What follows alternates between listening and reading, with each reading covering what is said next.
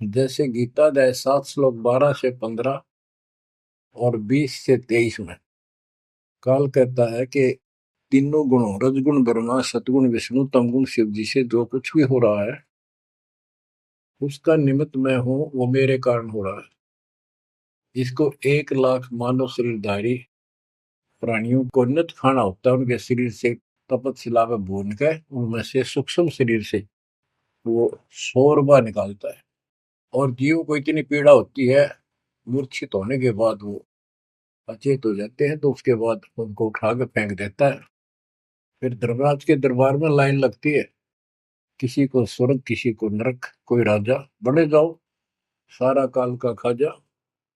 तो बच्चों, ये काल का षड्यंत्र सतगुरु बिना नहीं कोई बता सकता। परमात्मा स्वयं सतगुरु बनकर आए, उन्होंने ये सब पर्दाफाश किया। जैसे गीता अध्याय 7 श्लोक 12 से 15 और 20 से 23 में ये कहता कि जो कुछ भी ब्रह्मा जी से उत्पत्ति, विष्णु जी से सतीथि यानी पालन, और शंकर जी से संहार, इन तीनों गुणों के द्वारा जो कुछ भी हो रहा है उसका निमित्त मैं हूं। फिर स्पष्ट कर दिया कि जो केवल इन तक की भक्ति करते हैं, ब्रह्मा विष्णु महेश तक तीनों गुणों की जो भक्ति करते हैं और इनसे आगे कोई बात सुनने को तैयार नहीं है, राक्षस स्वभाव को धारण किए हुए मनुष्यों में नीच दूषित कर्म करने वाले मूर्ख, ये मुझे भी नहीं बचते। 20 से 23 में यही स्पष्ट किया कि अन्य देवता जो हैं इनसे हटकर ब्रह्मा विष्णु महेश से और नीचे के देवताओं की जो पूजा करते हैं, उन अल्प बुद्धि वालों का वो ज्ञान अक्षीणिक है, वो लाभ है। उनकी भक्ति के कारण मैंने उनको कुछ शक्ति दे रखी है, यानी ये मूर्खों की पूजा है।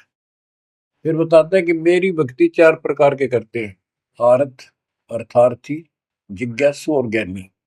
आर्त वो होते हैं जो संकट निवारण के लिए भगवान की भक्ति करते हैं। तो जो केवल वेदों अनुसार साधना करता है, अपने संकट निवारण के लिए वेद मंत्रों का अनुष्ठान करता है, वो आर्त है। और एक अर्थार्थी, यानी धन लाभ के लिए भगवान की जो भक्ति वेदों में लिखे मंत्रों के आधार से उसकी साधना करता है, धन प्राप्ति को उद्देश्य से लेकर जो साधना करता है, वो अर्थार्थी। जिज्ञासु, जिज्ञासु वो होते हैं जो जगह जगह जाके जैसा भी ज्ञान उनको मिलता उसकी खिचड़ी बना के और स्वयं भूगुरु बनकर जनता के भोली श्रद्धालुओं के नाश करने पर जुट जाते हैं, लग जाते हैं। उनको ना सिर का पता होता, ना पैर का, ना तत्व ज्ञान से वो परिचित होते हैं। उनके गुरु भी ऐसे ही नकली, और वो फिर आगे सारी साधना व्यर्थ की बताते हैं। फिर बताया कि चौथे प्रकार के ज्ञानी, ये ज्ञानी आत्मा मुझे बहुत अच्छे लगते हैं, क्योंकि ये मुझे चाहते हैं। 7वें अध्याय के 18वें श्लोक में स्पष्ट कर दिया है, ये ज्ञानी आत्मा है तो उदार, यानी कति निर्मल आत्मा के, समर्पित है, कुर्बान है परमात्मा के लिए। लेकिन ये मेरे वाली अनुत्तमा गतिम, मेरे से प्राप्त होने वाली अनुत्तम, अश्रेष्ठ, निष्कृष्ट गति मोक्ष में आश्रित है। ये अनुत्तम शब्द है, उत्तम माने अच्छा, अनुत्तम इसका विपरीतार्थक शब्द है। ये हमारे धर्मगुरु इसका अनुवादक इसमें लिख रखा है, अति श्रेष्ठ जिससे श्रेष्ठ कोई ना हो।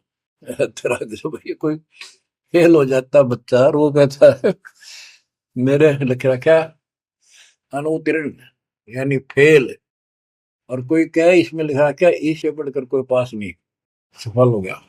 वो कहने को तो कुछ भी कह सकता है, परंतु वो बात गलत है। 7वें अध्याय के 19वें श्लोक में स्पष्ट कर दिया है, बहुनाम जन्मानाम अंते ज्ञानवान माम पर बधते। ये ज्ञानी आत्मा भी अनेकों जन्मों में तो ऐसे ही गलत साधना करते रहे नीचे की, किसी अंत के समय में कोई ज्ञानी आत्मा मेरी भक्ति करता है, बस कोई कोई। और वासुदेव सर्वमिति सह महात्मा सुदुर्लभ है। जो गीता कितना पवित्र शास्त्र है, कितना अनमोल ज्ञान इसके अंदर है, जिसने इसका अनुवाद ठीक से नहीं करना आया और उन्होंने अनुवाद कर दिया, ये तो और सत्यानाश कर दिया, अर्थों का अनर्थ करके जनता में भेज दिया। उसी आधार पर सब आश्रित होकर के बस उस अच्छे ज्ञान को गलत बनाकर पेश किए गए को सत्य मान लिया। अब ये स्पष्ट कर दिया है कि जो संत, जो महात्मा गुरु ये बताए कि वासुदेव है क्या, डेफिनेशन ऑफ वासुदेव। वासुदेव ही श्री कृष्ण को कहते हैं। वासुदेव तो वेदों में लिखा है, श्री कृष्ण जी तो द्वापर में पैदा हुए। ये वासुदेव के पुत्र थे, एक नाम था एक व्यक्ति का। वासुदेव का अर्थ होता है बच्चों, जिस परमात्मा की सत्ता सबके ऊपर हो, चक्रवर्ती, सर्वव्यापक, अनंत कोटि ब्रह्मांड का स्वामी।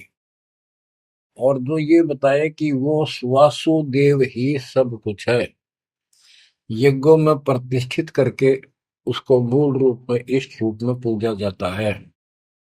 वो सारी सृष्टि का रचनहार है और सबका पालन करता है, सबका धारण पोषण करने वाला वही है।